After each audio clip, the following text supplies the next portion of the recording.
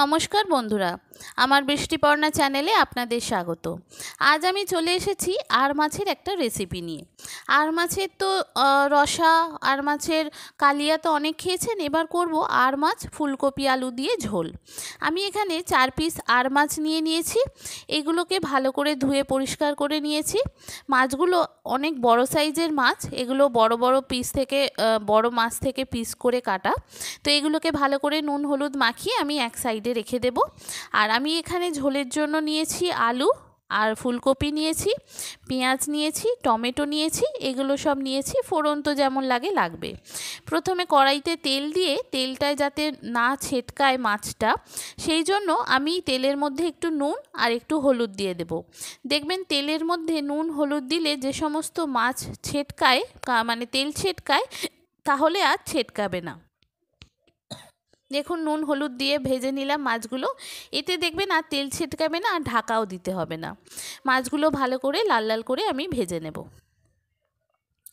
এই আর মাছ এত সুন্দর খেতে হয়, আর এই আর মাছ একদম খুব সুন্দর স্বাদ। এই মাছের এত সুন্দর নরম স্বাদ, আর একটাও কাঁটা নেই। মানে ছোট থেকে বড় সবারই এই মাছ খুব প্রিয় মাছ।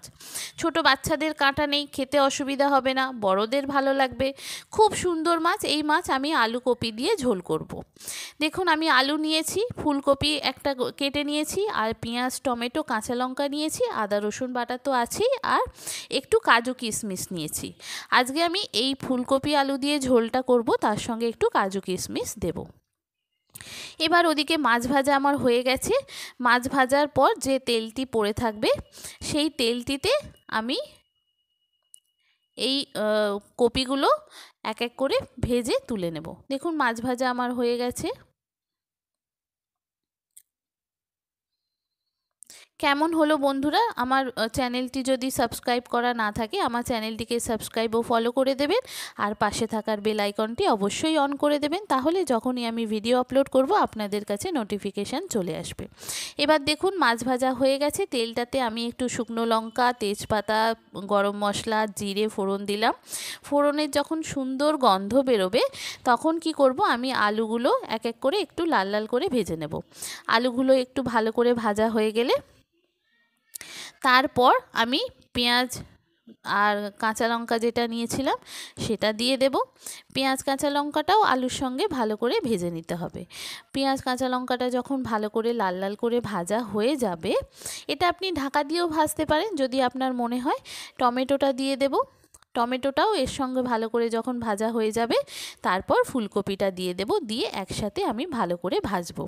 এটা যত ভালো করে ভাজা হবে, এর এক তো গন্ধটা চলে যায়, আর শীতের ফুলকপি তো এতে কোনো গন্ধ ছাড়ে না। মানে অনেক সময় হয় কি, গরমকালের ফুলকপিতে একটা গন্ধ ছাড়ে, না ভাজলে অসুবিধা আছে, কিন্তু শীতের ফুলকপিতে কোনো গন্ধ ছাড়ে না। আর এটা এরমভাবে ভালো করে একটু কষিয়ে ভেজে নিলে তাহলে তো পুরোটাই ভাজা হয়ে যায়। দেখুন আমার পুরো ভাজা হয়ে গেছে। এবার যে মশলাগুলো আছে, বেসিক যে মশলাগুলো, আমি একে একে মশলাগুলো দিয়ে দেব। দেখুন মাঝখানটা ফাঁকা করে আমি একটু রসুন, আদা, লঙ্কা গুঁড়ো, জিরে গুঁড়ো, ধনে গুঁড়ো, হলুদ গুঁড়ো সব একে একে মশলাগুলো দিয়ে দেব। দিয়ে এটা ভালো করে আমি কষাতে থাকবো। দেখুন ভালো করে কষানো আমার হয়ে গেছে। এবার মশলাগুলো দিয়ে দিচ্ছি, দিয়ে আমি আবারও এটা ভালো করে কষিয়ে নেব। এরকম আলু কপি দিয়ে যদি আর মাছের ঝোল একবার বানিয়ে খান, বারবার এইভাবেই খেতে ইচ্ছা করবে। এত সুন্দর খেতে লাগে, আর লাস্টে কাজু কিশমিশের একটা গন্ধ থাকে, খুব সুন্দর খেতে লাগে।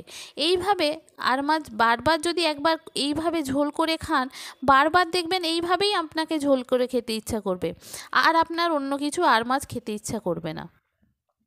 তো এইভাবে একবার আর মাছের ঝোল বানিয়ে দেখুন। সেরা স্বাদের আর মাছ এইভাবেই ঝোল করলে আপনি টেস্টটা পাবেন। তো দেখুন মশলা কষানো আমার হয়ে গেছে। এবার মশলা থেকে তেল ছেড়ে গেছে।